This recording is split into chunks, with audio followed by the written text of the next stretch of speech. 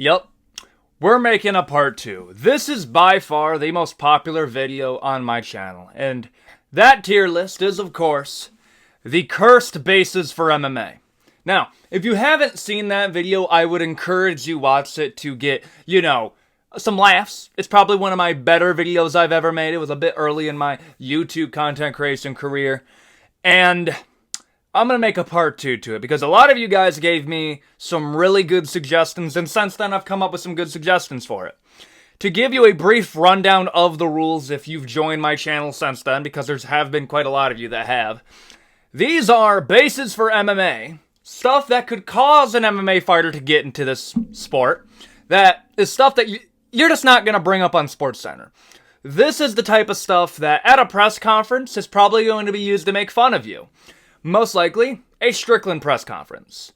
Everything from, at least in this video, we got political instability, schizophrenia, Judaism, and toxoplasmosis, and many, many more.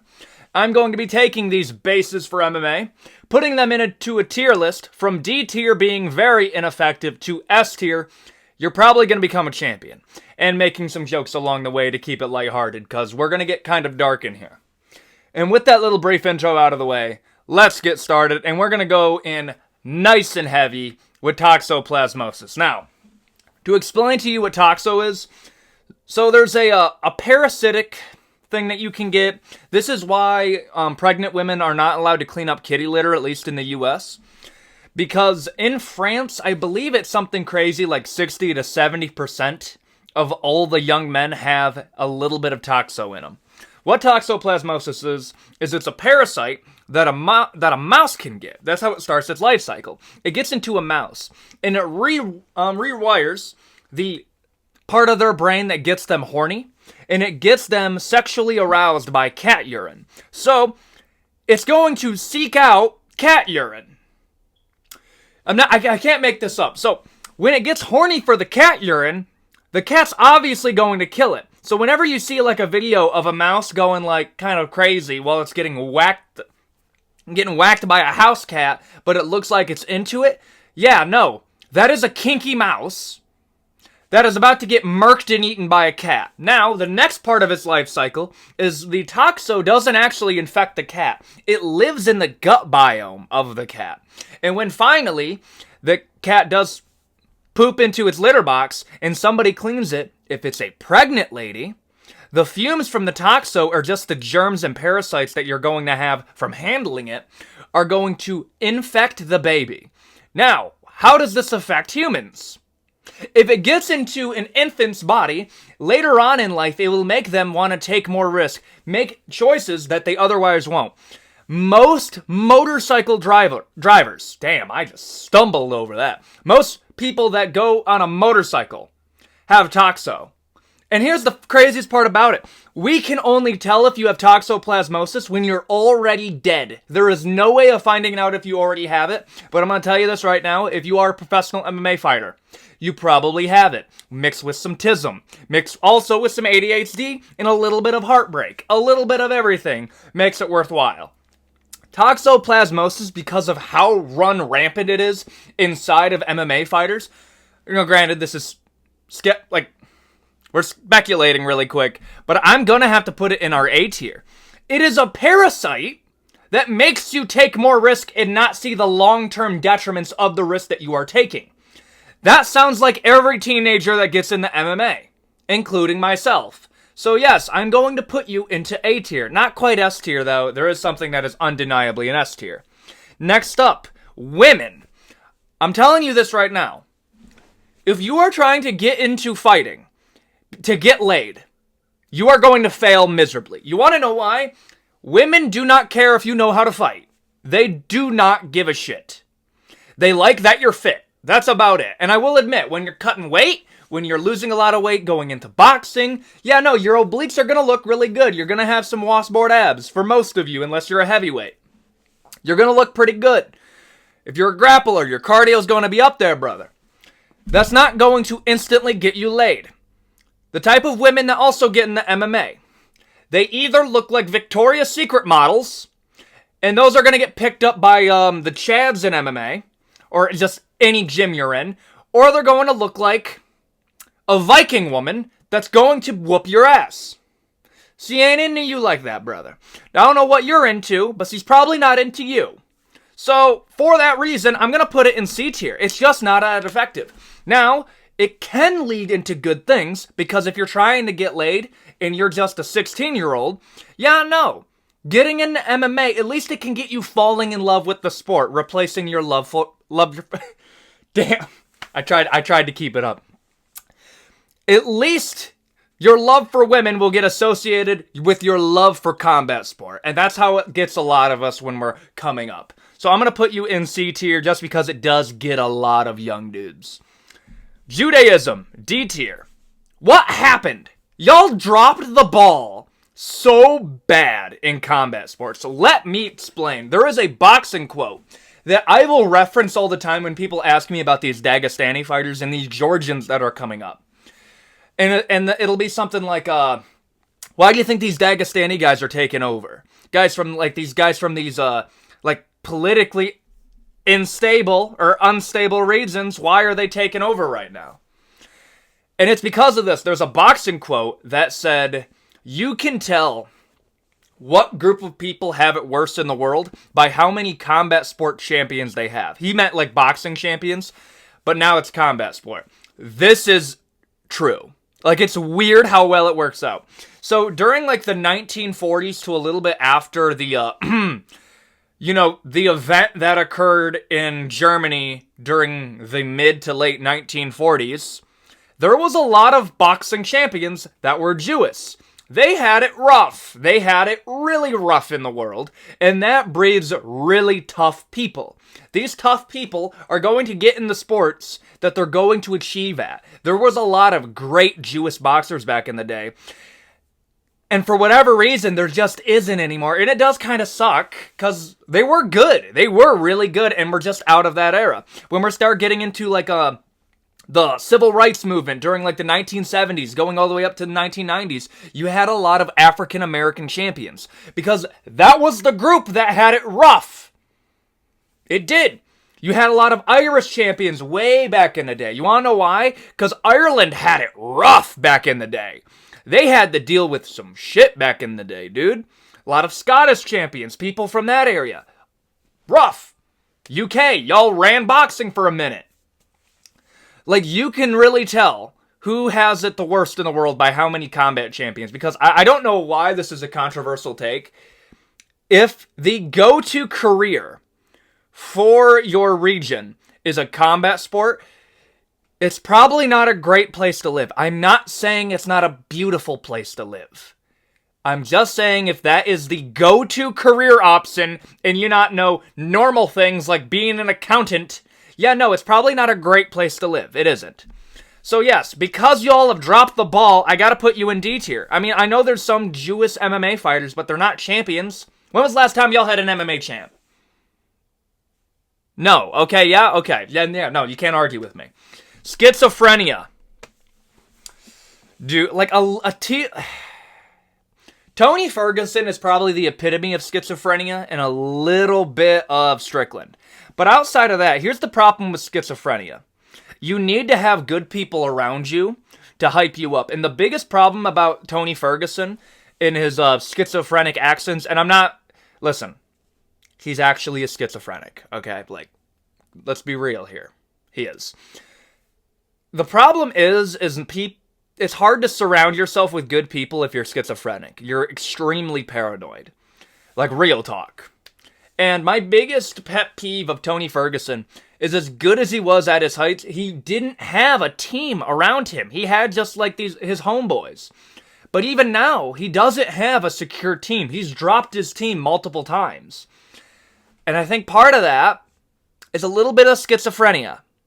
I gotta put you in B tier. I think it's going to get you farther than women, but toxoplasmosis, I think, beats out schizophrenia. What are we talking about on this channel? I love that we've gone this far.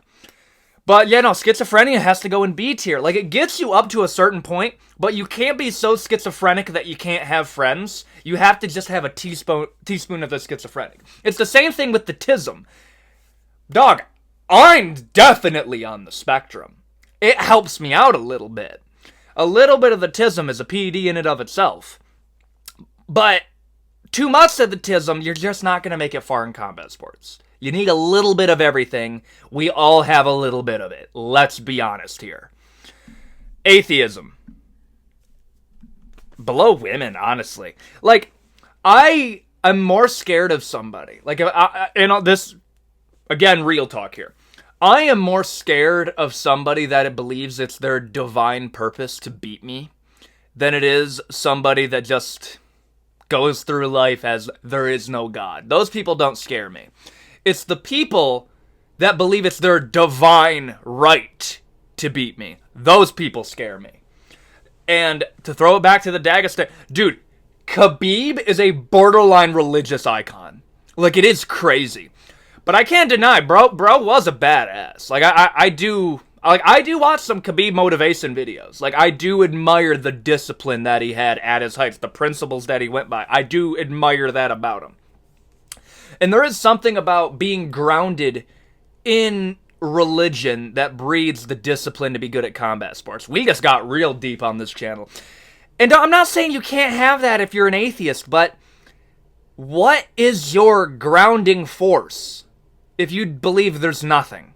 Like, you need something greater than yourself to push you forward. Because you're in a sport where you're breaking your body to break somebody else. You need something bigger than you to help you. It's in C tier. Am I really? Yes. Because there is a little bit of schizophrenia that gets mixed up in here. It's a good combo for people that are already crazy. But yeah, no, it goes... Y'all just dropped the ball so hard, I have to put you there.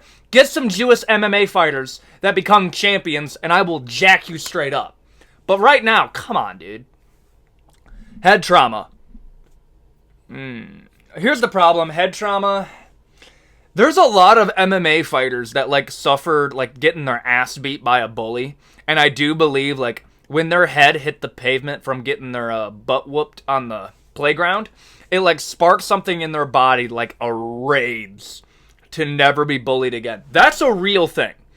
Like, I've said it once, I'll say it again. There is nobody on this earth that gets good at combat sports if they weren't bullied by somebody.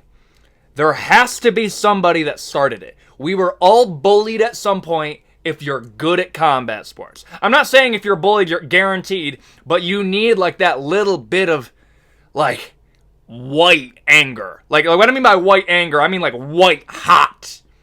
Like, you gotta have, like, that part of it. And head trauma kind of just takes the floodgates away from it. But you have to mix it with other stuff. I'm probably going to have to put it... I'm going to put it in D tier. It's not... Yeah, I'll put it in D tier. It's a good... It mixes with other things, but you have to be very careful with it.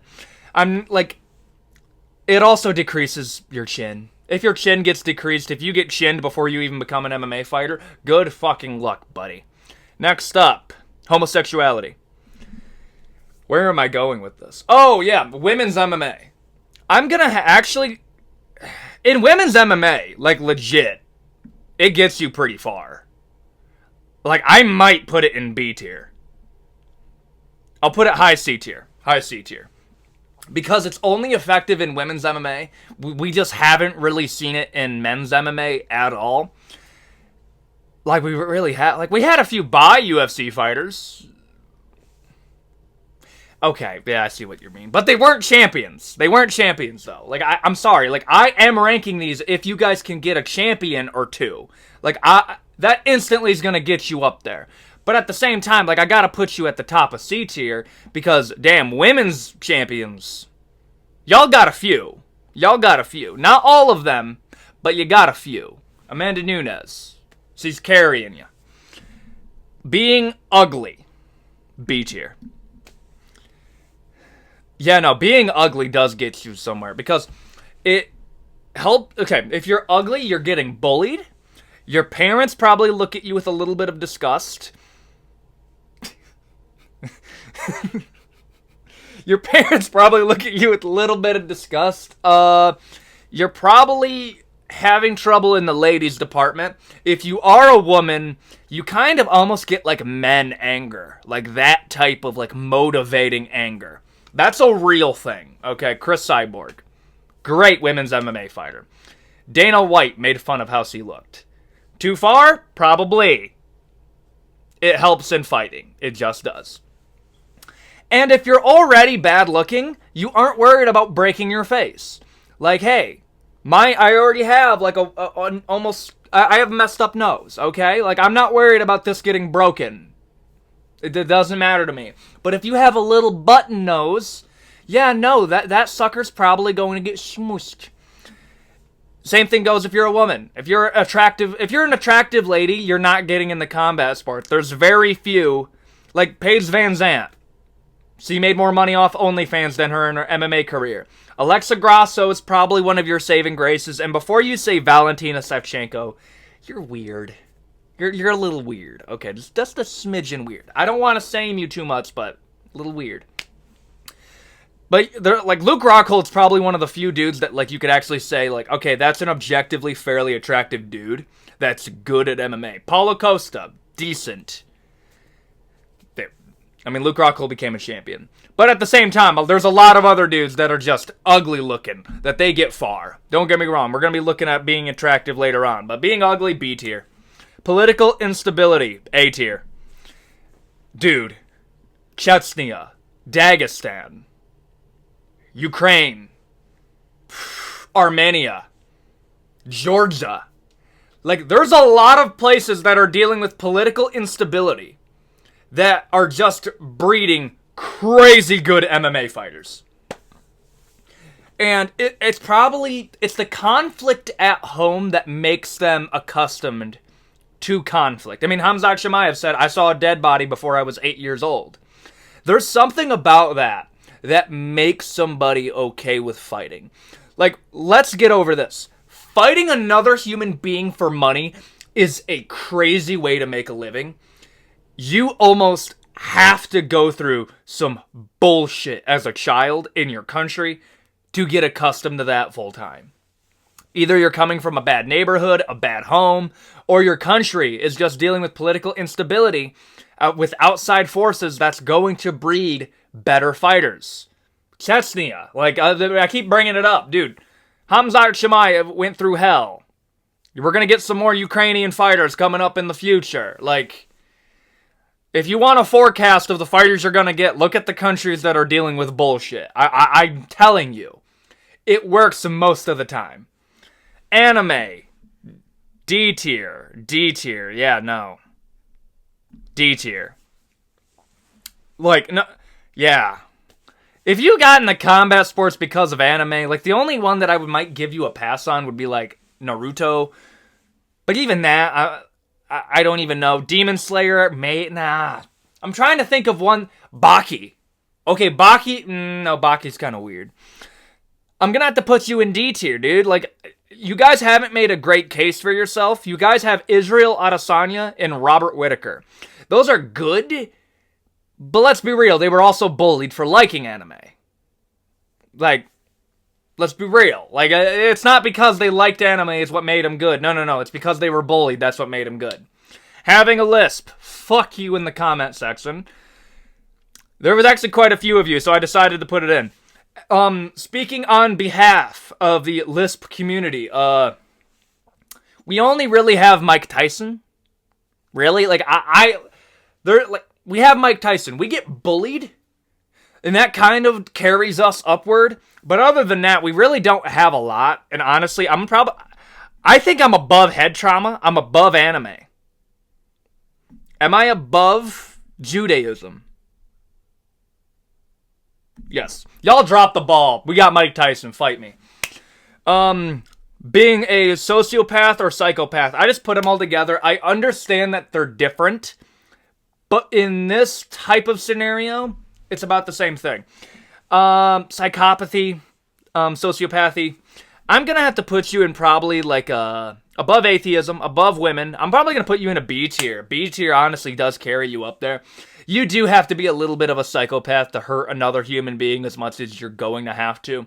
Like, A little bit. Like, you're gonna need a little bit of that, like, unfeelingness to you. Now, I will say this. Being a sociopath, you need to make friends in the sport.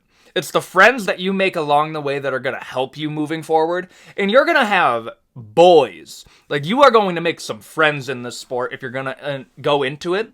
But if you're just weird, yeah, no, you're not going to get better. You need people that are going to push you forward. You need your coach to push you forward. You need your training partners to push you forward. And if you're just hurting your teammates, you're probably going to get booted from the gym because you're a fucking psycho. Play nice with people. And yeah, when we're going in the hard sparring, maybe you could use a little bit of it, but like, chill for the most part, okay? We know you're edgy.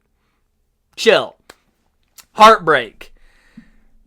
Yeah, nah. Heartbreak's probably middle of the road. It's a good starter. Yeah. I'm going to put it at the top of C tier. It's a great starter for people getting in the combat sports. It's better. But at the same time, there's only so much. Like, this is how I describe it. Heartbreak is like the gasoline of motivation.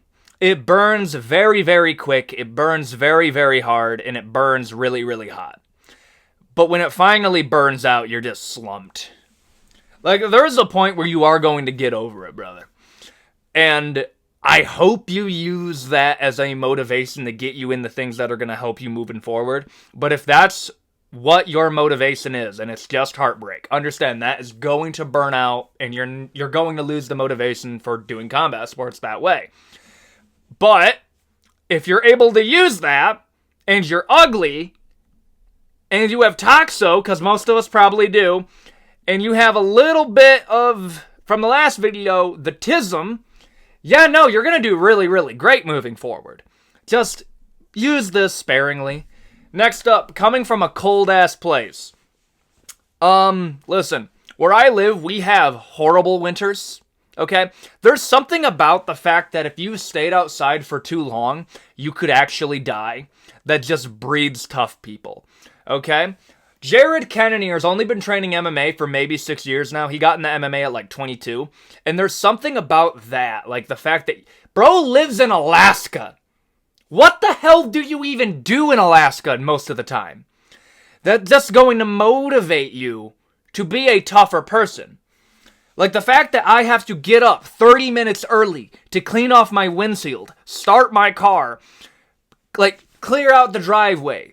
Like, that little bit of stuff adds up over time, and the fact that you can die if you're out for too long, it's just something that if you don't live in a cold area, when I mean by cold, I mean like, it gets under zero a certain amount of time out of the year. Now, we're not talking like Southern California or like Texas. Y'all don't have to deal with this bullshit.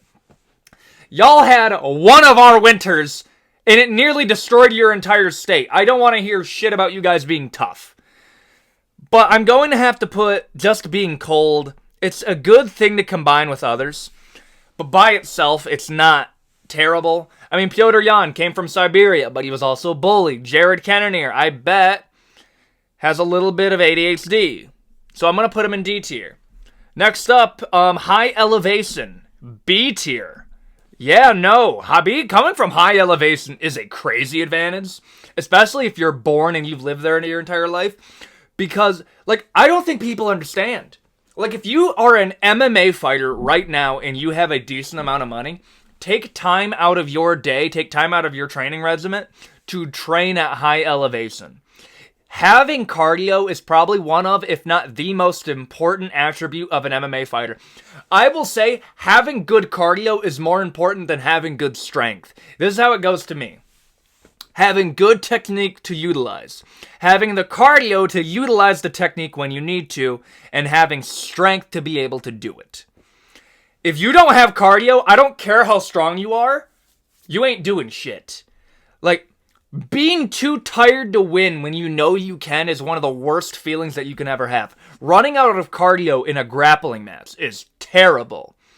But when you have that high elevation cardio, if you're coming from Georgia, Dagestan, that Caucasus mountain region, even like Mexico City, Colorado, high mountains, that is going to give you, as a child, better cardio than most other people in the world. B tier. Being a dad. I'm going to have to put it up there. It's a good motivator. The fact that you have to feed your kids, I mean, it does okay, how about this? Being a dad, but also being a mom. Amanda Nunes got that mom strength after she had a kid.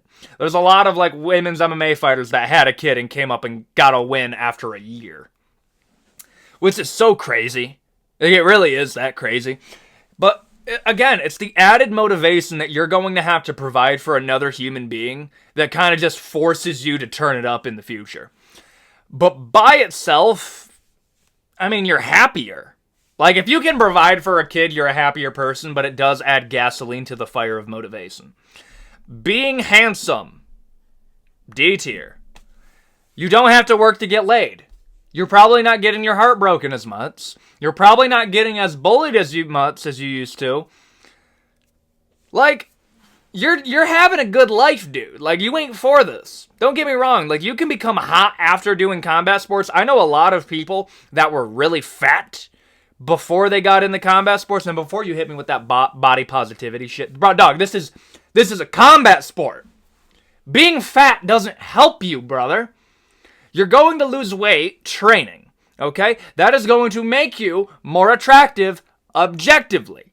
You're going to do better in that marketplace. And you're going to do better at fighting. Like, I almost believe you can't be good looking before you get into MMA fighting in order for you to get all the benefits of it. Like, in my mind, you got to be pretty mid-looking. Not quite like an abomination. Not quite looking like a Josh Emmett. Like a goblin. But, not quite Chris Hemsworth. Not quite Thor. Damn. Like, you can't be looking too hot. Again, there's Luke Rockhold. Paulo Costa. That's about it. Really. I think those are, like, our two best-looking MMA fighters. Like, that's about it. Everybody else is, like, pretty much looks like a goblin. Rugby. I will say this to this day. The hardest takedown, the hardest blast double I was ever hit with was by a rugby player. That, like, dude.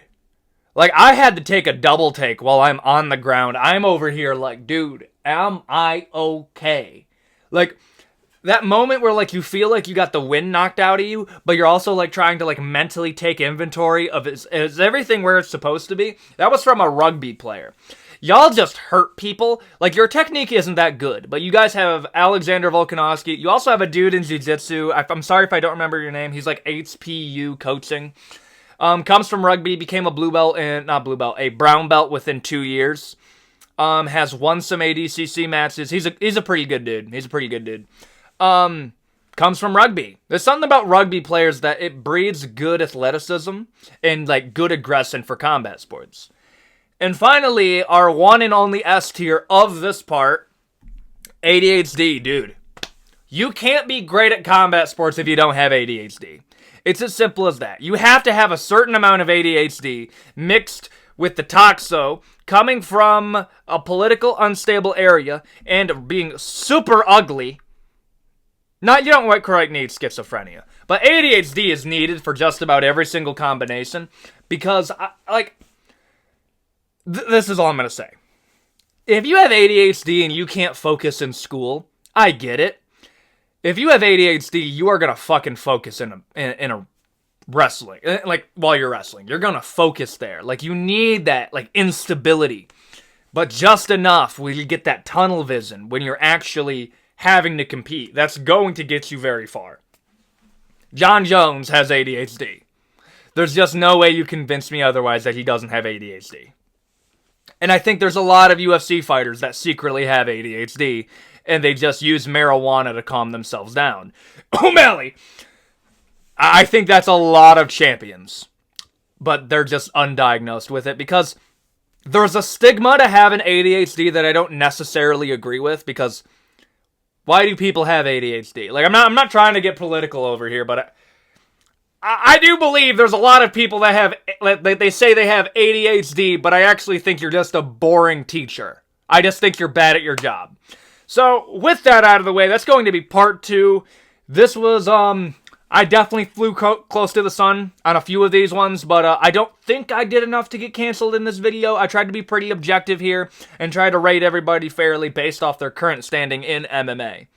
And tell me what you think in the comment section down below. I might make a video where I stitch part 1 and part 2 together and just have a 40-minute video just going over both of them.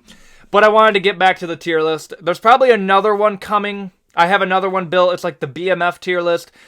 And I got other stuff to talk about today. But with that out of the way, adios, guys.